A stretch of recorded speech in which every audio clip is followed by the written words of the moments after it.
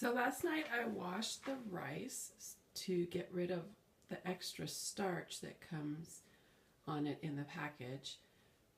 You want it to have to be clear, so you want to rinse it in several batches of water so that you get as much of that starch washed away as possible to prevent the rice from sticking together later. After I washed it, I soaked it in about double the amount of water. So this is 6 cups of rice. So I'm soaking it in about 12 cups of water. So I just drained the rice in a colander, and now I have laid it out on a couple of clean, just basic dish towels to absorb some of the extra moisture. And I'm leaving it to dry for about 5 to 10 minutes so that the rice kernels will, be able to separate a little bit more. While the rice is laid out drying, I've set up my steamer and I've put about 1.5 inches or so of water in the bottom, and then I'm going to put the cheesecloth squares in here before I put the rice in. So here's the steamer basket with a 20 by 20 inch square of cheesecloth. The cheesecloth that I got came in sort of folded double, about 10 inches across, so I unfolded it and then just put a second layer of cheesecloth on here. While the rice is drying or steaming, I'm going to prepare the starter that will sprinkle over the rice after it's steamed. So I'm going to toast this 1/4 cup of flour just lightly to sanitize it, and then we're going to bring it to room temperature before we add the starter. So I have my element on medium for right now, but we're going to just toast it lightly. So I just toasted the flour. I put it on the stove element about medium, and I did it for between 4 and 5 minutes, just sort of continually stirring it. I waited, wasn't sure exactly what to expect in toasting flour, but after about 4 minutes you could start to smell the flour take on sort of a toasted smell, and then I left it in for a few seconds longer than that. So it hasn't really changed color much, but it did have sort of a toasted smell, so I stopped there, and now I'm just going to let it cool to room temperature. So I have transferred the drying rice to the steamer pot. After about 10 minutes of drying on the countertop, then I transferred it over and put it within the cheesecloth in the steamer basket.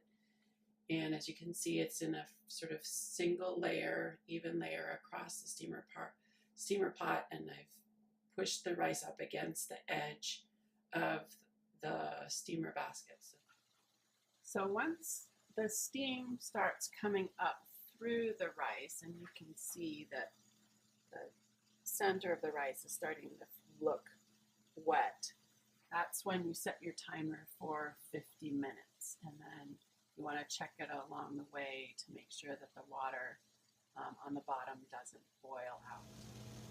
I put the steamer lid back on just to keep in some of the moisture, and I started out with the stove element on high, but now I've turned it down to medium or so, just so that the water won't boil so quickly. But we'll check it in a little while and make adjustments. While I'm waiting for the rice to finish steaming, I'm going to prepare the starter powder. And again, we've just toasted the flour, lightly toasted it, and it's now cool. It's at room temperature, so I'm just going to transfer it to a small bowl. Oops, make sure get all that extra. Transfer that over.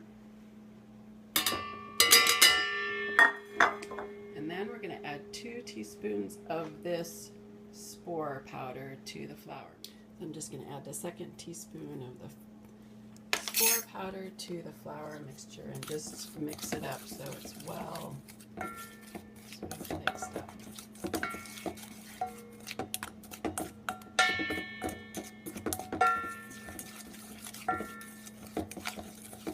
Okay, now I'm just going to set that aside for a moment. So the rice is just about steamed, and I've prepared my workspace for when the rice is ready. And this is what we're going to be incubating the rice in.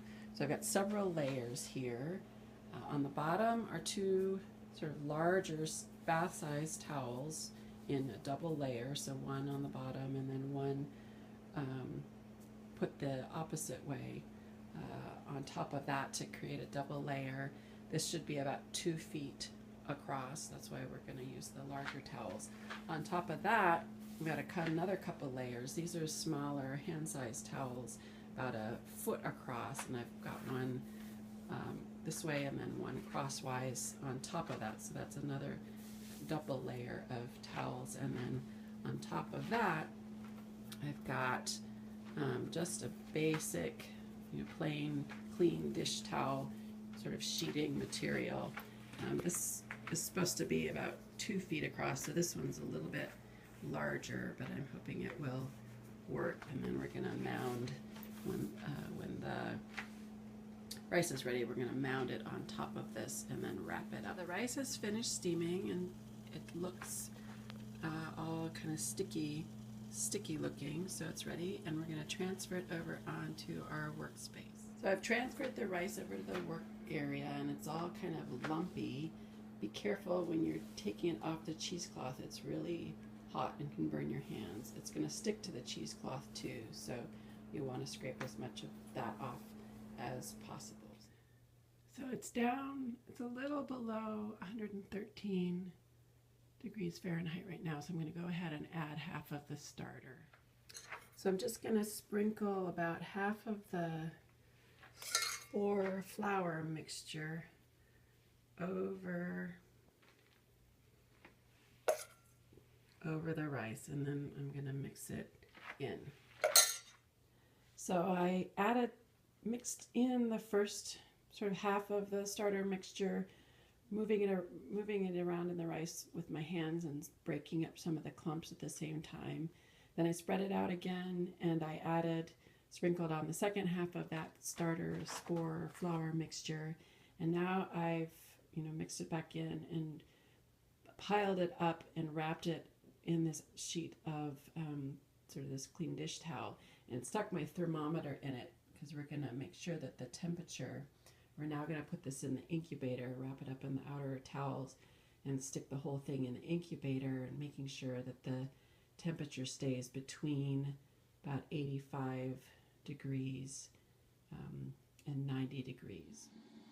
So I put the whole rice mixture wrapped in the bundles in an incubator, and I don't have a legitimate incubator, so I'm using a dehydrator on the low temperature. So we've set the temperature here at about 85 degrees, and we're going to keep it in here for the day, so about 24 hours, checking periodically every 2 to 4 hours or so to make sure that the temperature stays in the right range. So we're looking at keeping the temperature of the rice between about 81 degrees Fahrenheit and 95 degrees Fahrenheit. We don't want it to get too hot for a prolonged amount of time, or it'll kill the spores and introduce bacteria, which we don't want. And if it's too low, then it also the spores won't propagate. So we're going to just watch this over the next 24 hours.